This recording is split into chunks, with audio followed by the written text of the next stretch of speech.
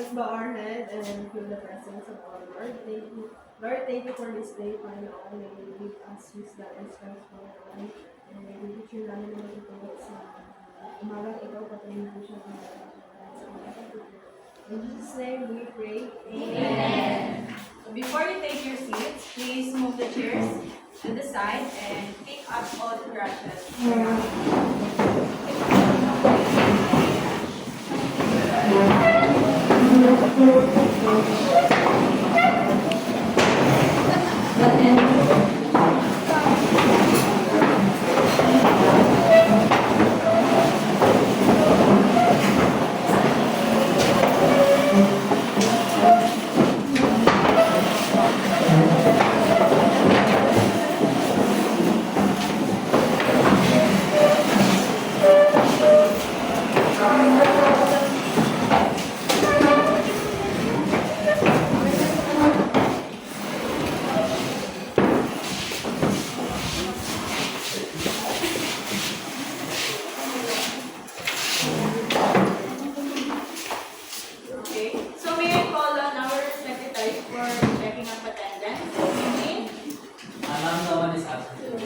Great. So I'm glad that all of you are present today. So before we proceed in our next topic, do you still remember our topic last week?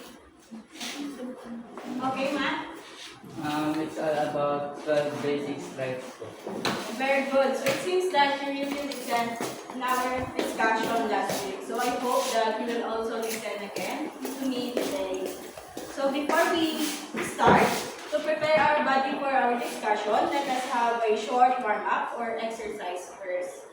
Stand up. So but before that, please put all the things in your bag that can cause accidents and choose a place where you can do warm-up. You can do warm-up also here in front if you want.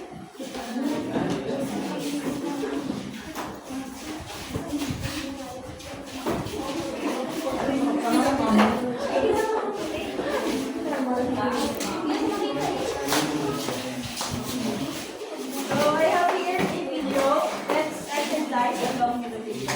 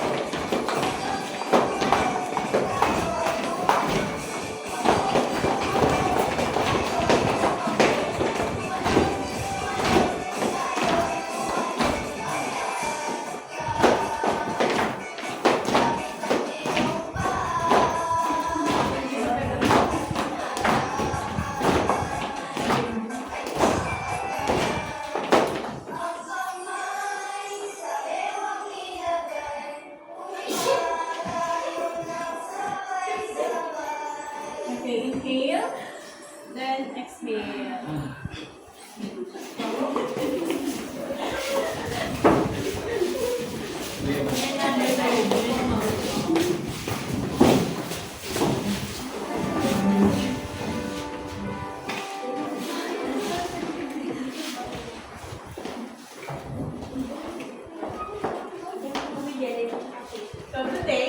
make our class fun, I have one rule. So whenever you hear the word job strike, all of you will stand, and the person who will not be able to stand fast will answer my question or do what I asked them to do. Did you get it? Yes. That's right? Okay, that's how we practice. Okay, but before that, please pay close attention to the video I'm about to show, as it directly connects to our current topic. So later on, I will ask you what did you observe, so be sure to watch carefully and remain silent.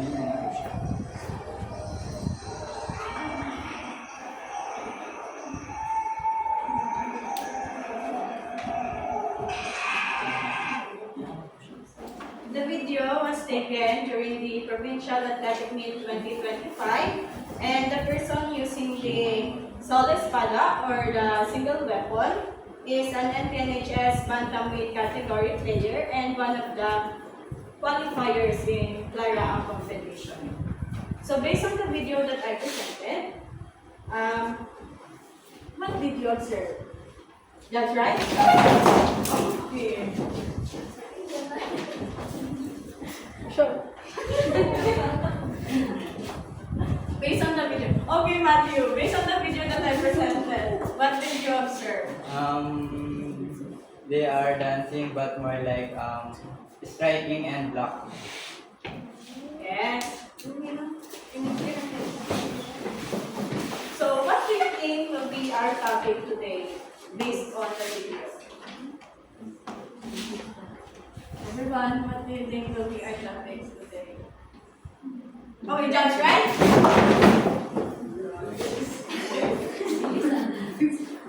Yes, Darcy. It's all about the basic strikes in ice. Okay.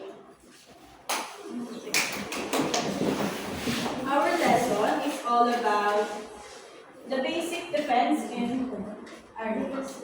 So first, let us know what is armies. Everyone, please read the meaning.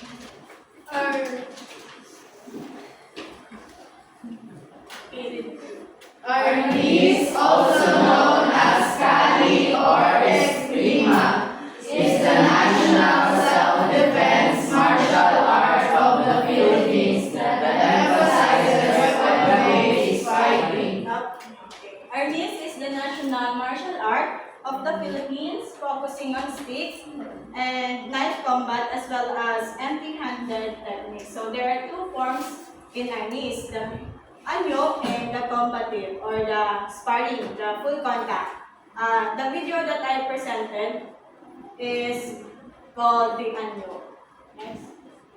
Basic defense in Arnis involves blocking attacks with your body and intercepting strikes. So if there's basic strikes in Arnis, there's also something called basic black. So we have 6 basic blocking techniques. So the first one is the rising block. Okay, please read.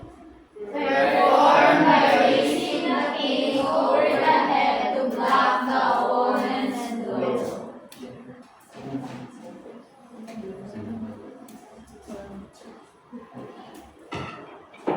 So this is what the rising block is. Okay, did you get it? Yes. That's right. Okay, Rolly, can you do the rising block?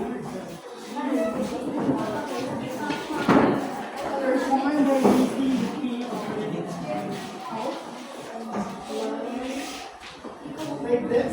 Hi! Bading. How? Here, then push. Yeah. Number 1. Did you under here? Okay. Darna.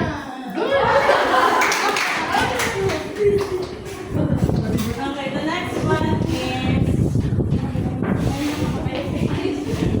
the inside block. Everyone read. Perform as an outside block, however, on the right side of the body.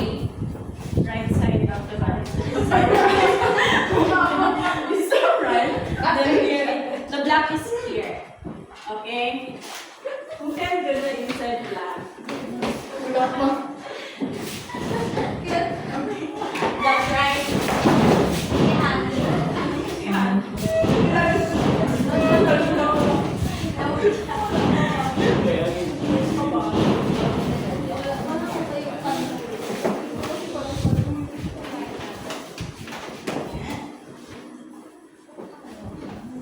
That is what the rising block is.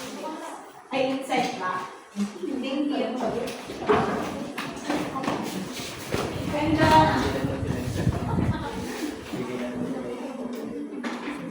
third one is the downward inside block. Okay, read everyone.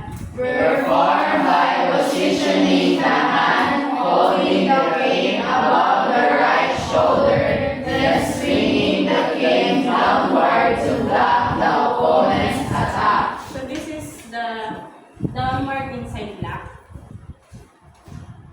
Okay.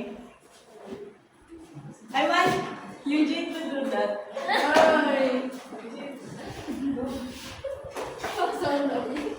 Darna. Ano?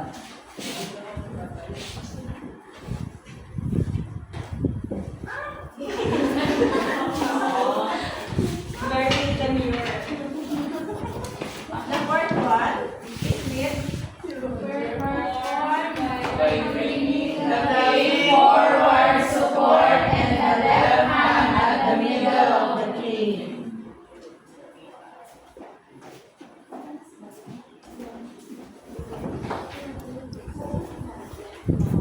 This is the outside block. Okay, that's right. Laika. Ano?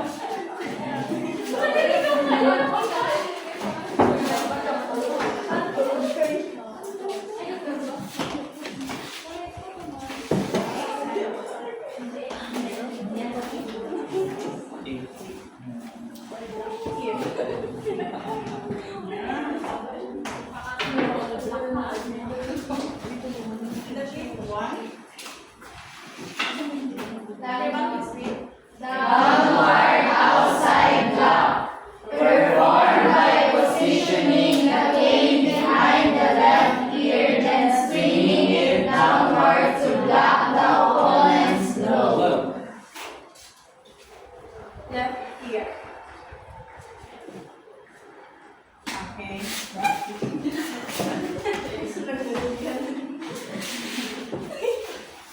Who wants to do Laika? Downward outside block. That's right. Okay, sorry.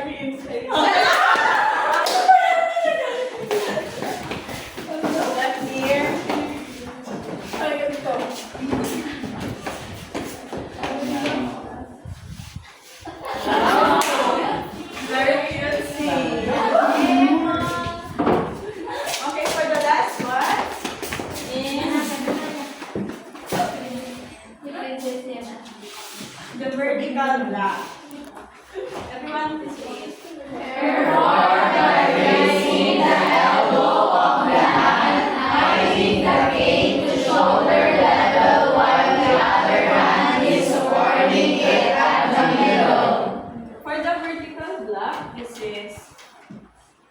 the vertical block. That's right? Like, someone says it's Jeanette.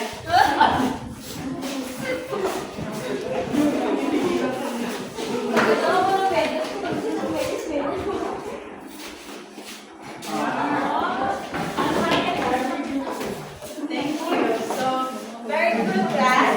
Did you all understand the 6 basic blocking techniques? Yes. So let us have a review based on our discussion. So, what have you learned today? Just right? Yes? What have you learned today? I have learned for today the basic defensive arts. There is a 6 type of basic defense. Thank you. So what are the 6 basic blocks in our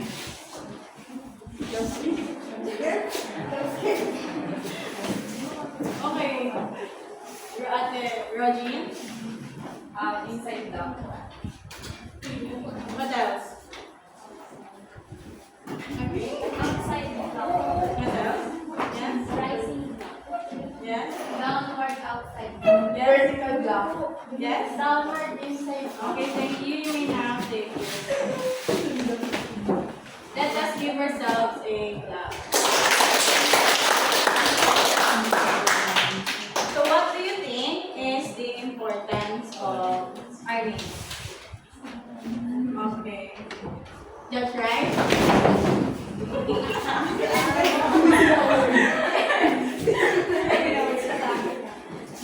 For me, the importance of our is for us when there is a trouble, it gives me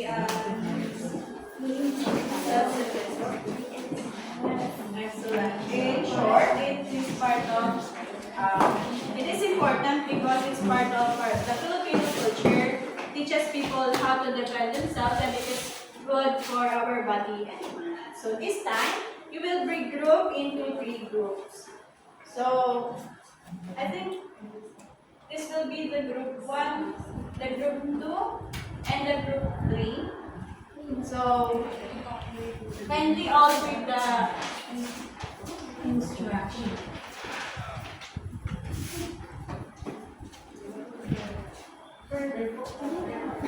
One, two, three, go. Perform short anyo incorporating the 6 blocking techniques. The performance must be accompanied by instrumental music. Una. So, did you understand that? Yes. So, before and after performing the 6 basic blocks of harness, don't forget to do the salutation or the hugay. I know that you know the hugay because we already tackled the basic strikes last. So, go to your respective groups quietly and find a place where you can practice. You only have 5 minutes to do that, so afterwards, be ready to perform it. Start that. Stop.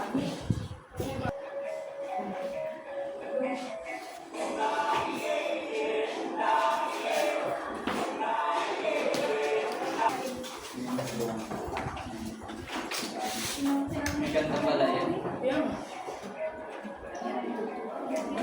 Sabi ko sa inyo.